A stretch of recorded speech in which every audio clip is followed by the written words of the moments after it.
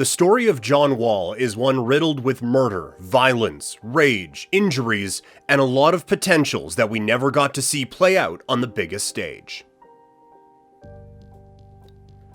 Between 2013 to 2018, Wall was one of the best and most physically gifted point guards in the NBA, making 5 consecutive All-Star appearances in the league. But all that changed in 2017 when he suffered a nasty knee injury. After that, Wall's career never got going again, and he's become a forgotten figure in the league. So, what really happened to John Wall? First, let's travel back to Game 6 of the Eastern Conference Finals, May 2017. We're in DC. There are 7 seconds left on the clock, and the crowd is dead silent. Wall and his Wizards team are down by 2 to the Boston Celtics. If they lose, their playoff run is over, but with a win, they can force a Game 7. 7 seconds to force a Game 7? A script like this could never have been written better. Who would it be? What will it be? In a blink of an eye, the ball is passed, and time begins to tick away. Wall is given the ball, but he's immediately closed off by Celtics star defender Avery Bradley. Wall looks him dead in the eyes, takes a step forward, and fires the biggest shot of his career. As the ball sails through the air, everything stops dead. Celtic fans, Wizard fans, and everyone in DC or any part of the world watching the game all gasp for breath, and then, swoosh, the ball is in the net. 3.5 seconds later, the buzzer sounded and the entire stadium erupted in wild celebrations with Wall, the hero of the night, at the center of the celebration.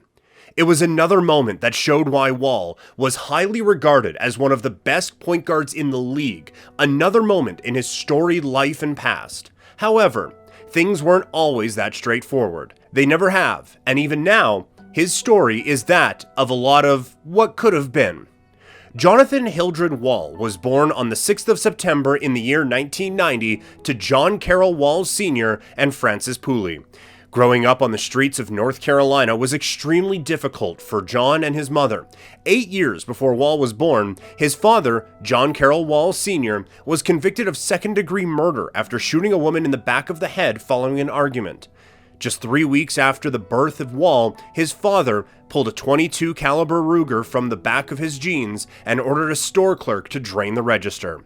He was later convicted of robbery with dangerous weapons after facing trial. John Wall spent the next 9 years of his life shuffling back and forth to see his father in prison. Speaking about this in his autobiography, the point guard said, "That was just his home in our eyes." His father was later released a month early from prison after developing a terminal case of liver cancer. Then, one day, the whole family went on vacation and were having a great time. Everything seemed perfect. Then his father announced he wanted to use the toilet and never came out.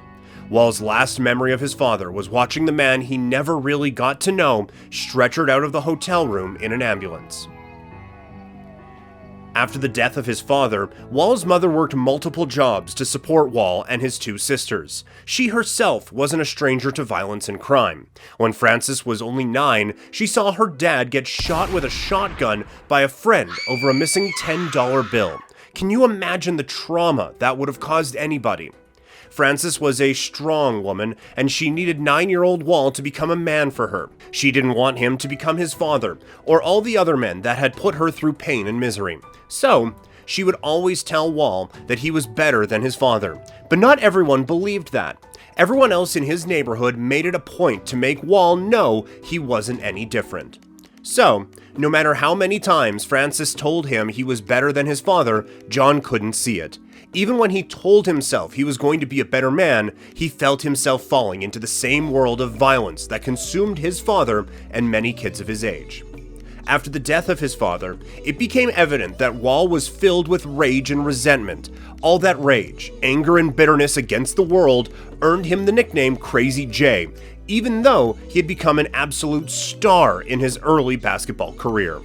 At the age of 13, John started to get into trouble almost every day.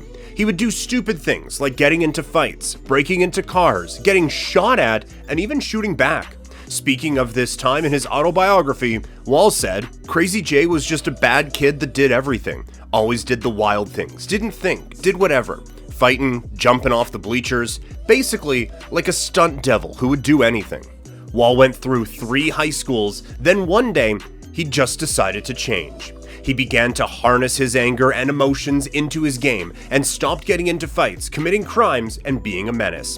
However, the reputation he had built for himself earlier on still followed him around. He was cut from his basketball team as the coach felt he was too much trouble to handle. Because of this, Wall transferred to a Christian academy where he began working on building a new name for himself. This paid off for Wall, as it was there where he met coach Levi Beckwith, who said to him, "John, why aren't you being recruited by Duke in North Carolina? You're not getting recruited by Duke in North Carolina because you're an ass." After the conversation, Wall began to work hard to one day play in the NBA. His hard work eventually paid off, and he was invited to the Reebok All-American camp.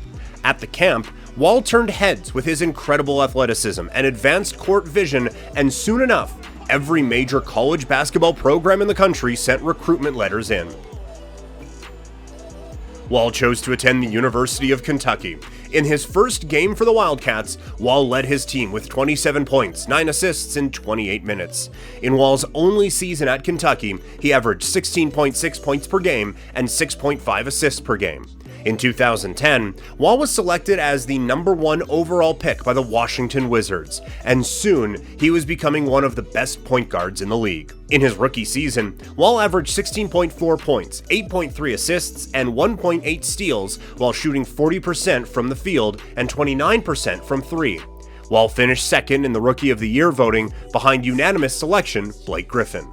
The following season, Wall started and played all of the Wizards' games. He finished the season strong again, averaging 16.3 points, 8 assists, and 4.5 rebounds per game. The Wizards awarded Wall with a 5-year contract extension worth $80 million. That year, he also made his first All-Star appearance after getting selected as an East Reserve for the 2014 NBA All-Star Game. He would go on to make 5 consecutive All-Star appearances. In 2017, Wall signed a 4-year contract extension deal with the Wizards worth a staggering $170 million. While the contract marked the Wizards' faith and belief in Wall's talent, it also marked the beginning of an injury plague that will go on to trouble Wall for the next 5 seasons. In the 2017-18 season, Wall played only 41 games due to an injury. The following season, Wall suffered a season-ending heel injury after playing just 32 games. He also got an infection in his foot and later went on to rupture his Achilles while off the court, which saw him miss the entirety of the 2019-20 season. Between 2017 to 2020, Wall was sidelined for a total of 736 days. The Wizards got tired of Wall's injury crisis and began making plans to trade the 5-time All-Star. Many people were sure that Wall's $171 million contract was untradeable, but the Wizards reminded us there's no such thing when they swapped John Wall for Russell Westbrook. In his first season with the Rockets, Wall played 40 games, with his most memorable performance coming up in the Rockets' 117-99 win over the Toronto Raptors. In that game, Wall scored 19 points, 11 rebounds, and 11 assists, his first triple-double since 2016. Things were looking really good, and then the inevitable happened again, when he suffered a grade 2 hamstring injury and was ruled out for the remainder of the season. To say John Wall has been through it all is a massive understatement. You can argue that injuries haven't been fair on the point guard, but tearing his Achilles at home in 2019 may end up being the most significant one of them all. However, his Achilles wasn't the only tragedy Wall suffered in 2019. Wall's mom, Frances Pooley, also passed away that year after a long battle with breast cancer. It was extremely tough, and the point guard took a long time to grieve. His mom was everything to him. She was his motivation, his best friend, and the biggest influence in his life. For you to understand how big an influence she was in his life, we need to go back to his press conference in 2013 when Wall and the Wizards announced his $80 million contract extension. Wall broke down during the interview, saying, "Losing my dad at 9, it made my mom become a woman that I don't think so many women can do in this world. Working 3 or 4 jobs and having 6 sisters and 2 brothers, I just had to work extra hard, had to become a man quicker than I wanted to. My whole thing is I was put on this earth to do something, and I was blessed to be able to play basketball. But my main thing was to keep striving and be a better person. That's one thing my mom always instilled in me was, it doesn't matter what anyone thinks of you as a basketball player. They're always going to look at you as a person first." Losing her like that, after going from one hospital session to another during her long battle with cancer, was one of the most painful things he had to deal with. Wall recently reached a $6.7 million buyout agreement with the Rockets and signed a 2-year deal with the Clippers worth $13.2 million. The point guard will join forces with Kawhi Leonard, Paul George, Ty Lue, and a deep team of skilled, versatile two-way players. It's a partnership that could turn out well for everyone involved. The Clippers were already among the favorites to win the 2023 NBA title before Wall's trade made headlines. So, by signing the former #1 overall draft pick, who was impossible to guard one-on-one, the Clippers have increased their chances of going all the way next season. However, it's also worth noting that there's no guarantee that this deal will work. Wall hasn't been an all-star caliber player for the last 5 years, and it's been 6 years since he appeared in over half his team's games. Another thing is that he has never been the third option on his team, let alone 4th or 5th, or the kind of player that comes off the bench. His role in this Clippers team will be to support his teammates as opposed to it being the other way around, so it'll be interesting to see how he handles that. The past 5 years of Wall's career in the NBA have been hell, something he explained in a recent interview by saying, "I don't think a lot of people could have gone through what I went through the last 3 years. Losing my mom, losing my grandma, tearing my Achilles. That was very tough, but grateful to have an opportunity to be here." But this won't be the first time that Wall will find himself in a situation where he needs to work hard and transform himself. The truth is, nobody needs to tell Wall what he needs to do. The point guard knows he might have become a forgotten man, but once the season starts later this fall, all eyes will be on him to see how well he performs. Will he be able to play a pivotal role on this Clippers team and take them deep into the playoffs, or make an all-star appearance again? I guess only time will tell.